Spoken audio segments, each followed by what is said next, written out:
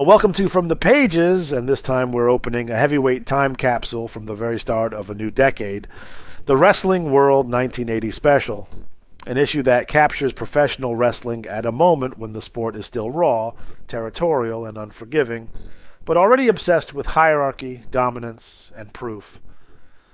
This magazine does not romanticize the business. It measures it, ranks it, and exposes the cost of survival inside it. Every page carries the unspoken message that nothing in wrestling is guaranteed. Not championships, not popularity, and not longevity. The issue establishes that tone immediately with the official 1980 national rankings compiled by the Mattingley Sports Bureau. This is not presented as fan opinion or editorial hype. It is framed as authority. Champions are listed. Contenders are stacked beneath them. 50 names are arranged into a rigid ladder that defines who matters and who is chasing. And these rankings function like a ledger of power, a reminder that wrestling is not just about wins, but about perception, consistency, and violence endured over time. Every feature that follows feels tethered to this list because every wrestler in this issue is either defending a position, fighting the climb, or furious about being denied their place. That fury explodes in the centerpiece feature, Brody versus Race. King Kong gets roped out of the NWA title, a 2 out of 3 falls confrontation that had been brewing for years. Harley Race enters the story as the stubborn, battle-hardened champion, a man who has survived every challenger by grinding them down physically and mentally. Race is framed as someone who does not panic, who understands that championships are not won with flash but with endurance and cruelty when necessary. Across the ring stands King Kong Brody, larger, more unpredictable, and driven by obsession. Brody is portrayed not as reckless but as relentless, convinced that the championship belongs to him and that destiny can only be delayed, not denied. The match itself is described as a brutal chess game, strength colliding with resilience, chaos crashing into control. Falls are traded, tempers flare, and the audience is pulled into a sense that history is unfolding in real time. Then comes the moment that defines the entire feature, a strange, controversial twist involving the ropes that halts Brody's momentum and keeps the championship with Race. The decision feels less like a conclusion and more like an injustice, and the article leans into that tension. Brody leaves furious, unfulfilled, and more dangerous than before, while Race leaves still champion, but far from unscathed. The rivalry is not resolved, and it is inflamed. That intensity carries directly into Patterson versus Bob Backlund, the bloody war for New York, a feud that is treated not as a rivalry, but as a prolonged campaign of punishment. Stretching across spring and summer and culminating in the fall, this series of matches defines what championship wrestling means in New York. Patterson is framed as the experienced, ruthless challenger, a man who knows how to exploit weaknesses and force champions into uncomfortable territory. Backlund, by contrast, is portrayed as disciplined, conditioned, and unyielding, a champion who may not be flashy but refuses to break.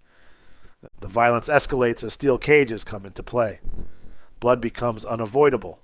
The canvas is stained, and critics question whether Backlund truly has what it takes to be a great champion. The article answers that question through endurance. Backlund survives not by overpowering Patterson, but by outlasting him, proving that greatness in wrestling is measured not by dominance alone, but by the ability to remain standing when everything is designed to make you fall. From bloodshed, the issue shifts into lineage with the Von Erichs, like father, like sons. David and Kevin are presented as the next standard bearers of a famous name, clawing their way upward in the tag team ranks.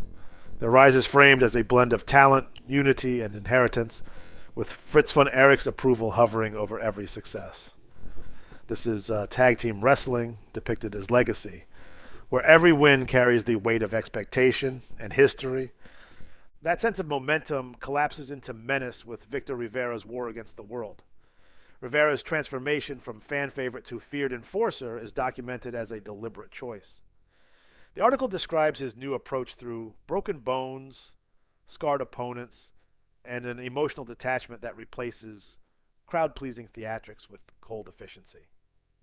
Rivera is no longer interested in applause. His war is against everyone, and the tone suggests that this path, once chosen, rarely ends well.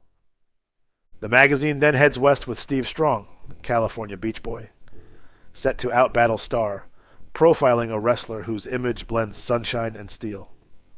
Strong's physique is emphasized, sculpted through beach training and influenced by his association with superstar Billy Graham. But the article is careful not to reduce him to appearance alone. His pursuit of Ron Starr's belt is framed as a serious challenge, positioning Strong as a contender determined to turn preparation into legitimacy. The emotional fire burns brightest in Terry Funk, rebel with a cause. Funk is portrayed as a man driven by resentment, haunted by setbacks he believes were orchestrated by others. His past as a former NWA heavyweight champion looms over everything, and his motivation is clear. Revenge, vindication, and retribution. Funk's rebellion is not loud for attention. It is simmering, dangerous, and deeply personal. Beyond the features, the regional reports expand the world outward. Eastern, Caribbean, Southern, Midlands, and Western reports paint a picture of wrestling as a living organism, thriving across territories, each with its own champions, challengers, and grudges. These sections remind the reader that the fight for relevance does not stop outside the spotlight. It intensifies. Visual spectacle punctuates the issue through color pinups of Bulldog Brower and the Hessian Arab, while the historic match Supercolor poster Dusty Rhodes versus superstar Billy Graham at Madison Square Garden in September 1977 anchors the magazine in history. It's a reminder that legends are not only made, they are preserved, reproduced, and sold. And woven through every section are the ads functioning as a parallel narrative. Mail-order wrestling merchandise offers fans the chance to own symbols of power. Personalized championship-style belts, engraved buckles, jewelry, and collectibles. Strength and bodybuilding advertisements promise transformation, confidence, and dominance through home equipment and muscle-building programs. Self-defense products tap into fear and control. Memorabilia ads turn photos, posters, autographs, and cards into pieces of history. Subscription offers and back-issue promotions reinforce the idea that wrestling can be collected, archived, and revisited.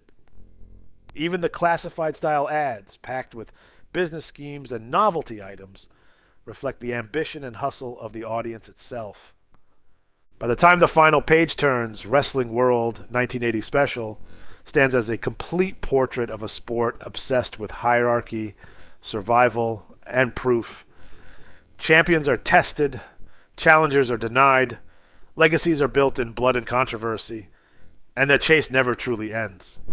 If this issue took you somewhere, say where. If you lived through this era, tell us what you remember. See you next time. Farewell from the Empire State.